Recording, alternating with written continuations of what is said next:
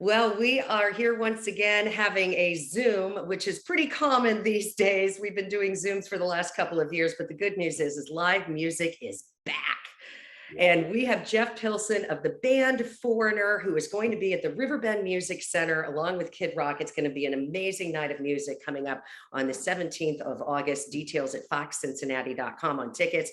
And Jeff, first of all, welcome. And I want to You? say, you've got such a rich history, not only with music and being in Foreigner, but you got Doc and you got Dio. You've been in a movie. We're going to talk about all of that, and you're a producer. Let's first talk about what's going on right now in this tour. How's it going? It's going great. We have done what? I don't know. I want to say we've done maybe 4 Kid Rock shows so far. Awesome. We love touring with him. We toured with him in 2015, sold out shows everywhere. It's kind of a can't miss package, if you know what I mean. So we're just out there doing it. And like you say, live music is back and it feels great. Thank goodness it's back. Let's talk about your bass player, but you are also a producer. That's really one of your loves. I know this about you, and you love producing music. You searching for making that perfect song. I know that producers just love that idea. Let's talk about not only your bass playing, but let's talk about the other things that you like doing, and that's producing. Well, what would you like to know about it? I would like to know, what is your project? Are you working on anything right now? Okay, well, I just finished another Heavy Hitters record with George Lynch, and what that is that's George Lynch, who was my bandmate in Dokken. What it is it's totally a fun project. It is strictly for fun. We do cover songs, heavy hits. That's why the name Heavy Hitters. Bernard Fowler from the Rolling Stones sings on it. It's amazing. Brian Tichy is the drummer. It just came out fabulous. I believe that's coming out at Christmas. And the only reason I say that for sure is because there's a Christmas song on it. So, so I'm going to guess that comes out at Christmas. And then other than that, Foreigner is working on some new music. So we're trying to hopefully have that by next year, and touring for the rest of the year. And then, of course, the Revolution Saints. So that, I'm not sure when that comes out, but got two records in the can for that. So got lots of stuff coming. So Jeff, you have been with Foreigner since, let's see here, 2004. We are coming up on your 20th anniversary. That's a couple of years.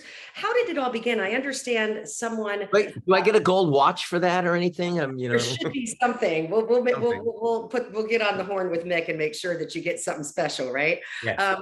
Jason Bonham had something to do with you getting connected with Foreigner. Let's talk about that connection. Sure. Well, Jason and I were in, like you said, a movie together, and that was the movie Rockstar that came out in 2001. And when we were filming the movie, Jason and I got along really well musically and personally. And, we wrote a song together. The song didn't make the movie, but I believe it's on the soundtrack record. Anyway, so that was a great experience for us. And so when he started working with Mick Jones in 2004, he just called me up and, you want to try it? And then he kind of talked Mick into revamping Foreigner, and here we are 18 years later.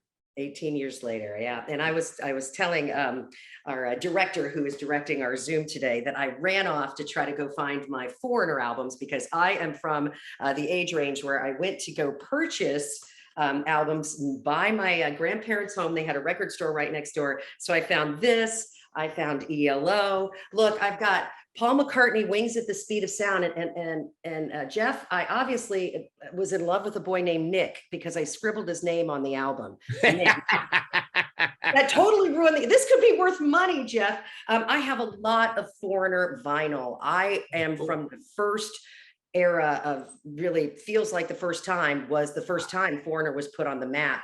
And that goes way back for me. I legit am getting goosebumps when I think about the longevity of these songs. I work at a radio station. I've been in classic rock for 30 years. I play this music that stands the test of time. I play it on the radio. What's it like for you to play it on stage? It's fabulous. It's the best gig in the world. I mean, we have 16 top 30 songs. So that means when we're doing a set list, the hardest part is, what songs do we leave out? It's when you have a set list like that, it's kind of a no-brainer. And it just, yes, we deliver. I mean, of course, and we have the greatest frontman in rock. But we've got these great songs, and when you have those great songs that mean so much to a lot of people, as long as we deliver them with 100% power and passion every night, which we do, it can't lose. What's it like looking out and seeing the crowd? You're probably seeing a mix of people. I know a lot of dads are bringing their sons, moms are coming with their daughters. What else do you see when you look out there and you're playing your bass and you're like, wow, this is cool to look out? What is it you're seeing? Well, I see people of all ages loving the same music, which to me is the objective of music, to bring people together. And I see a lot of that out there. I see multi-generations enjoying this, and that just warms my heart. It really honestly does. And it shows you the power of music, the healing power of music, the transformative power of music. And it gives me some hope in these very crazy times that we live in. We do live in crazy times. Can I ask, and I hate to put you on the spot, I'm guessing you've been asked this question before. What's your favorite foreigner song to play? Of course, I've been asked that. There actually isn't one, and that's the honest truth. There's just so many highlights in this set. For me personally, feels like the first time was a landmark song for me as a fan when it first came out, because I thought that was like the greatest, heavy but yet catchy commercial rock song that had ever come along. I thought that was great. So I love that. When we do Urgent, we do this really cool thing with Michael does it on the guitar now, and it's really, really cool.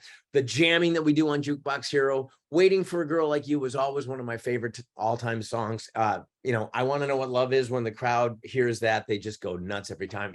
There's so many highlights that I just couldn't possibly pick a favorite. I Want to Know What Love is one of my favorites. I really enjoyed, and I know with the pandemic, it may have changed the whole game up with maybe bringing out the choir. I know that you have picked out choirs from local schools, and when you visited cities that I've seen you in before, it's just so great to see. It's really powerful. It was the New Jersey Mass Choir originally, I think, on the original, and it was just that song.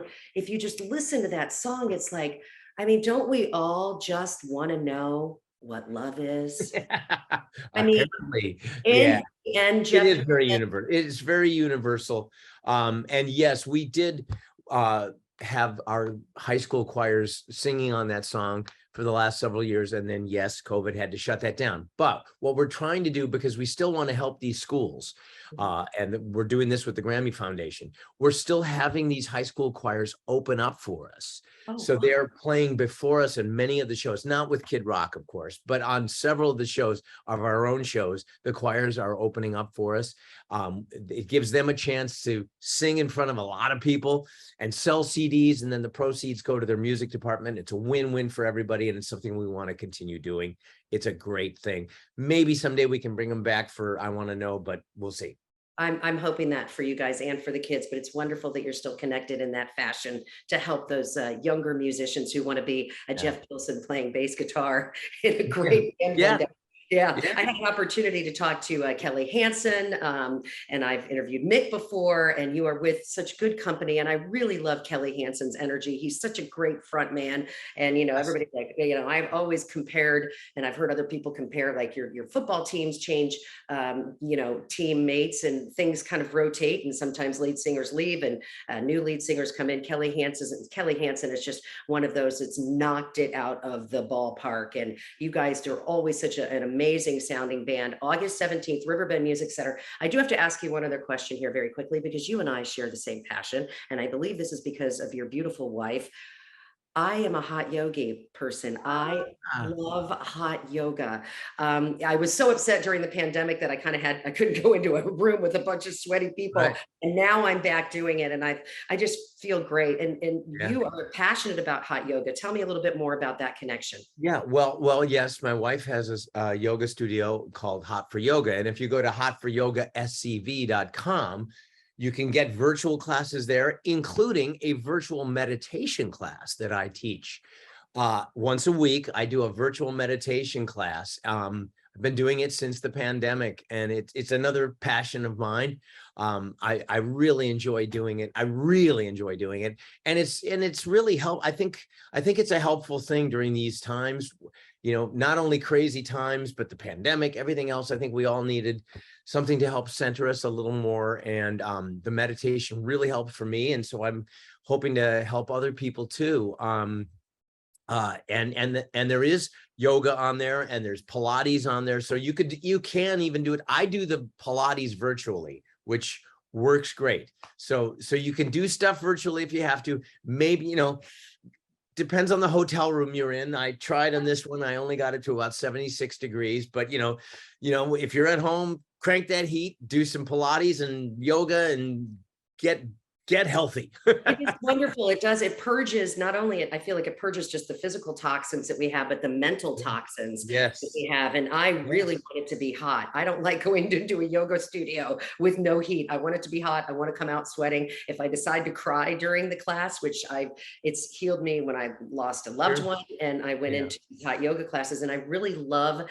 to hear about rockers who take that kind of stuff on, because you're just going, and you're always on stage, and it's loud, and it's sometimes just so nice to just center yourself. And so thank you for sharing that important fact about yoga, and tell your wife thank you for being a great teacher. I've read up on that, and I knew that about you and her, and so I wanted to really get that in, because it has really healed me. It's helped me in some difficult times in my life. That's fabulous. That is fabulous. And along with music, so yes, my favorite Foreigner songs, I'm like "Fool for You Anyway" is probably one of my favorite. Wow.